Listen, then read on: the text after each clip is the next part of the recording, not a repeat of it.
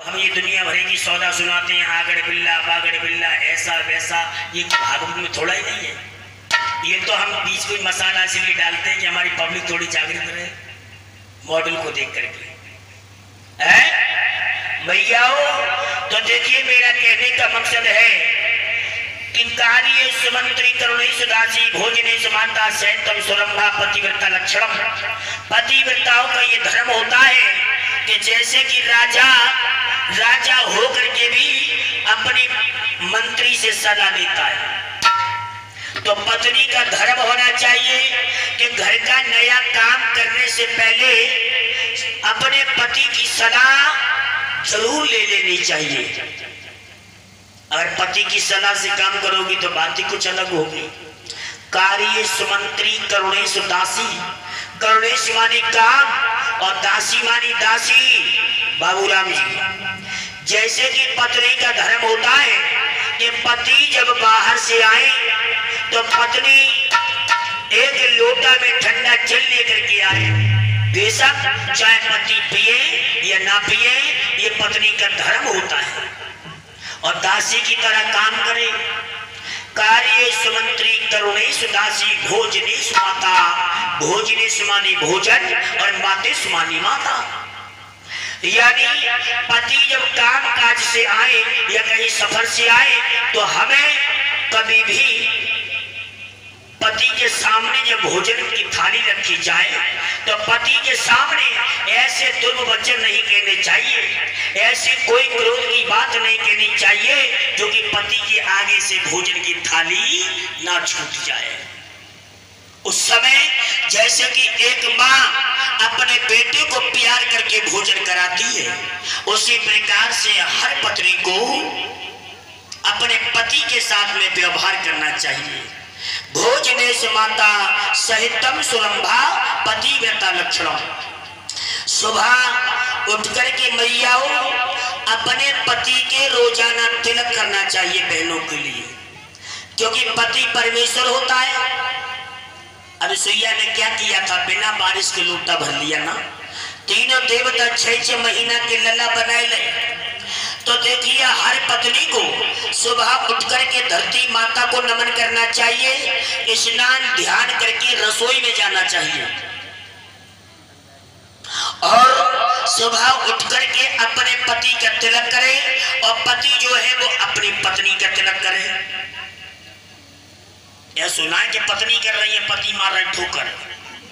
अब जैसी प्रजा हो जाती है, जैसा राजा आचार्य हो, और वो नारी नहीं हो सकती पतिव्रता जिसका पति खूब शराबी हो। अब पत्नी तो है सीता और पति बन गए रावण, तो मामला खराब होगा।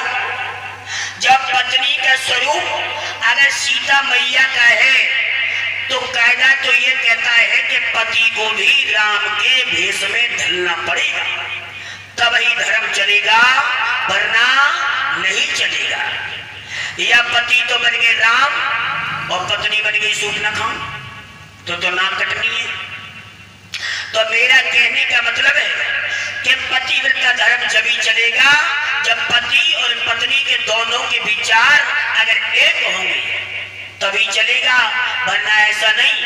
पत्नी तो जाए पति के पांव छूए, अब पति आए बियर पीते, बोले हमसे ज्यादा बड़े जो दुनिया में कोई और है क्या, पप्पू की मम्मी जरा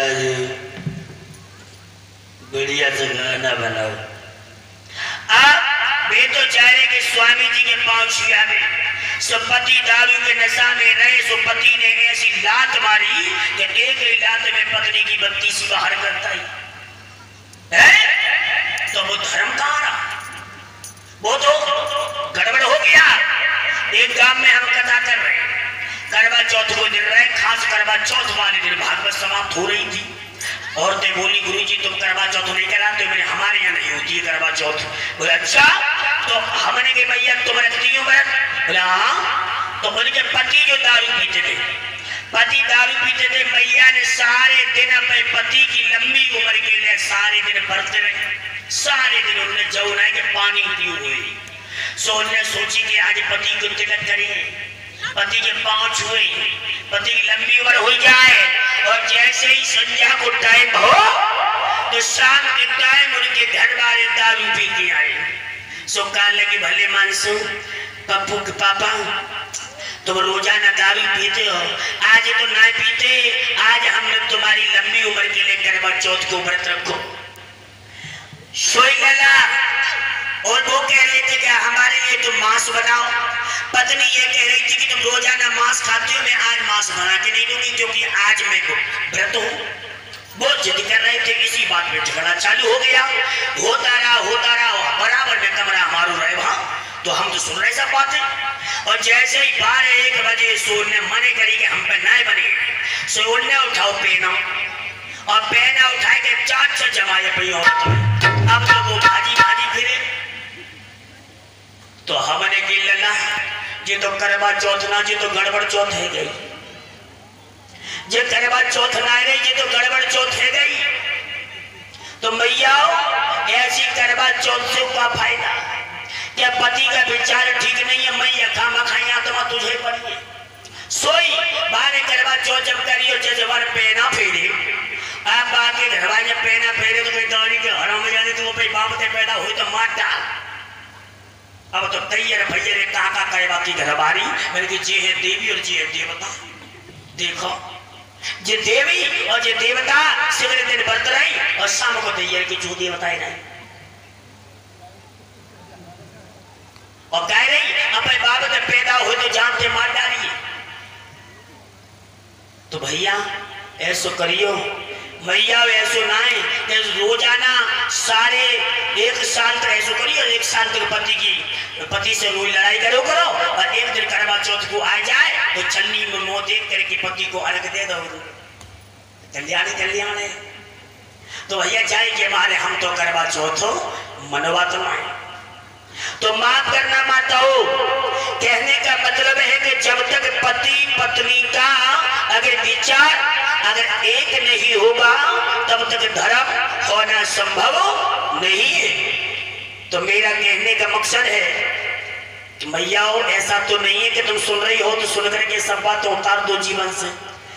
देखो अगर शास्त्रीय 100 बातें बताएं तो 100 बातों में से ज्यादा नहीं तो 3 बातें अपने जीवन में उतार लेना चाहिए। भक्तों तो सुखदेव जी समझा रहे कि ही राजा परीक्षा, तो हमारा धर्म कहता है कि अगर मैयाओं भोजन बनाओ तो भोजन बनाते समय पर हमें कभी आंसू नहीं डालने चाहिए। भोजन बनाते समय पर हमें कभी भी अशुद्ध भाषा का प्रयोग नहीं करना चाहिए। भोजन बनाते समय पर हमें कभी भी क्रोध नहीं लाना चाहिए। क्यों? क्योंकि क्रोध का भोजन जो अतिथि खाता है, जो ब्राह्मण खाता है, जो घर के लोग खाते हैं क्रोध का बना हुआ भोजन, तो समझ आइए क्रोध का भोजन अगर जो खाते हैं ना तो समझ लो पूरे दिन क्रोध ही क्रोध रहता है। और भक्तों माताओं मैंने उस दिन भी बताया कि कुछ माता बहनें चप्पल पहन के भोजन बनाती हैं रसोई में हमें चप्पल लेकर के कभी नहीं जाना चाहिए। खुले सर यानी बाल खोल करके कभी भोजन नहीं बनाना चाहिए। और कुछ मैया बहने मैंने देखा है कि आटा गूंथती है ना तो आटा गूंथ के थोड़ा खोट के इतने लगाई देती है कि ये मेरे पति के हिस्सा की रोटी है। ये परंपरा कि ये मेरे पति के हिस्सा की रोटी है। अब अंदाज लगाओ जब इतने से खोट के आटो तुमने इतने लगाई दो तो पहली रोटी कब आएगी? वो तो लास्ट रोटी हो ही गई। तो जाको मतलब तुम अपने पति को कुत्तों से ज्यादा समझ रही हो का? समझिए। तो माताएं बहनें भाइयों ये समझ नहीं पाते कि हम क्या कर रहे हैं क्या नहीं करना है। तो सबसे मेन बात कि हमें बहनों के लिए अगर भोजन बनाए क्या गांव तो गांव में लकड़ी भी जलती है, कंडे भी जलते हैं, शहर में तो चलो गैस जलता है, लेकिन लकड़ी के अंदर दीमक भी होती है, कीड़ा भी होता है। तो जब वो उस लकड़ी के सहारे जब जलती है ना तो उसका पाप किस पे लगता है? भोजन बनाने वाली पे।